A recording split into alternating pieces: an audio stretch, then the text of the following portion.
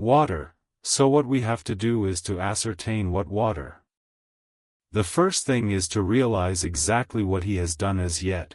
We may, then, get a light on what his later task is to be. Firstly, we must differentiate between what he did in London as part of his general plan of action, when he was pressed for moments and had to arrange as best he could.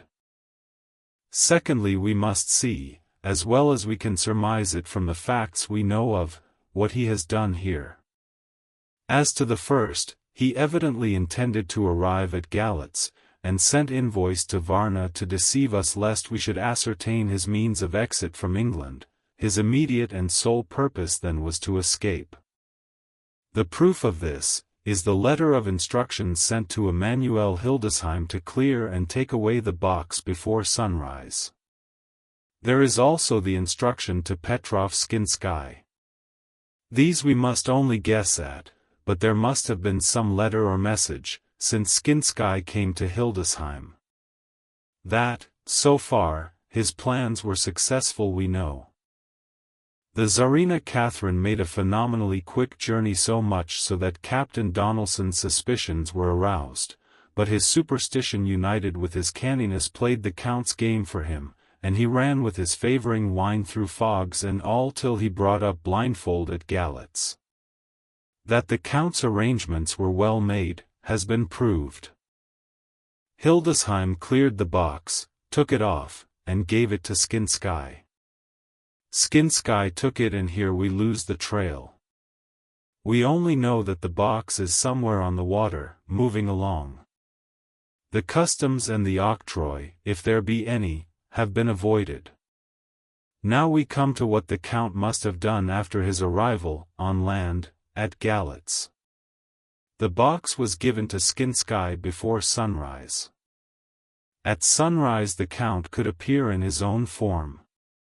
Here, we ask why Skinsky was chosen at all to aid in the work. In my husband's diary, Skinsky is mentioned as dealing with the Slovaks who trade down the river to the port, and the man's remark, that the murder was the work of a Slovak, showed the general feeling against his class. The Count wanted isolation. My surmise is, this, that in London the Count decided to get back to his castle by water, as the most safe and secret way. He was brought from the castle by Skani, and probably they delivered their cargo to Slovaks who took the boxes to Varna, for there they were shipped for London. Thus the Count had knowledge of the persons who could arrange this service. When the box was on land, before sunrise or after sunset, he came out from his box, met Skinsky and instructed him what to do as to arranging the carriage of the box up some river. When this was done, and he knew that all was in train, he blotted out his traces, as he thought, by murdering his agent. I have examined the map and find that the river most suitable for the Slovaks to have ascended is either the Pruth or the Sereth. I read in the typescript that in my trance I heard cows low and water swirling level with my ears and the creaking of wood. The Count in his box, then, was on a river in an open boat propelled probably either by oars or poles, for the banks are near and it is working against stream. There would be no such sound if floating downstream. Of course it may not be either the Sereth or the Pruth, but we may possibly investigate further. Now of these two, the Pruth is the more easily navigated, but the Sereth is, at Fundu, joined by the Bistritza which runs up round the Borgo Pass. The loop it makes is manifestly as close to Dracula's castle as can be got by water. Mina Harker's journal continued. When I had done reading, Jonathan took me in his arms and kissed me. The others kept shaking me by both hands, and Dr. Van Helsing said, "Our dear Madam Mina is once more our teacher. Her eyes have been where we were blinded. Now we are on the track once again, and this time we may succeed. Our enemy is at his most helpless, and if we can come on him by day, on the water, our task will be over."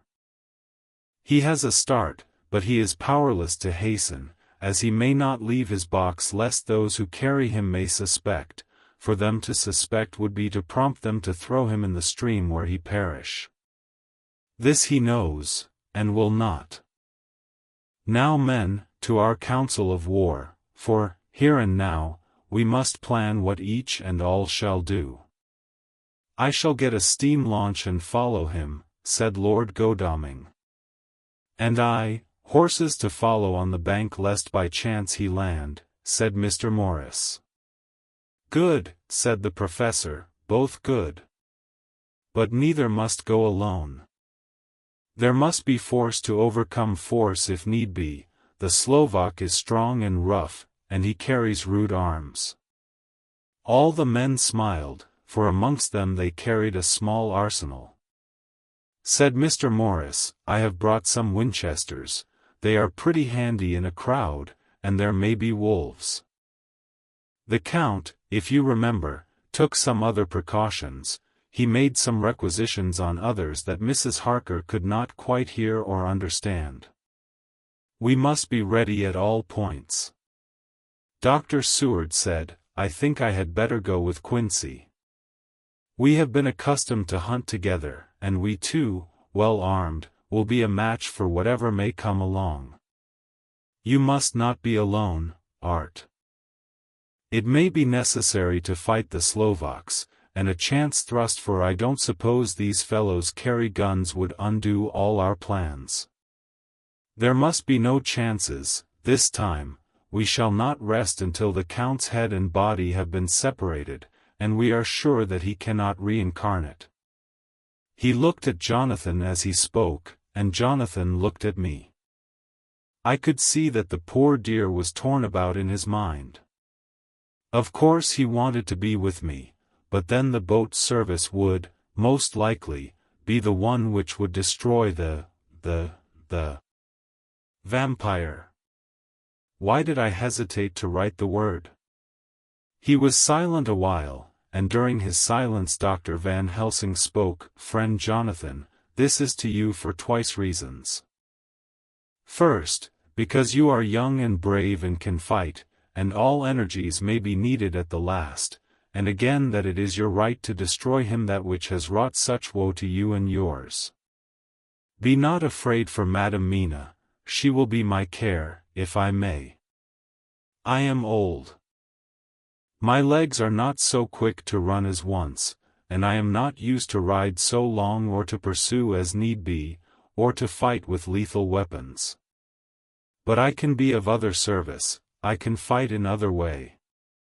And I can die, if need be, as well as younger men.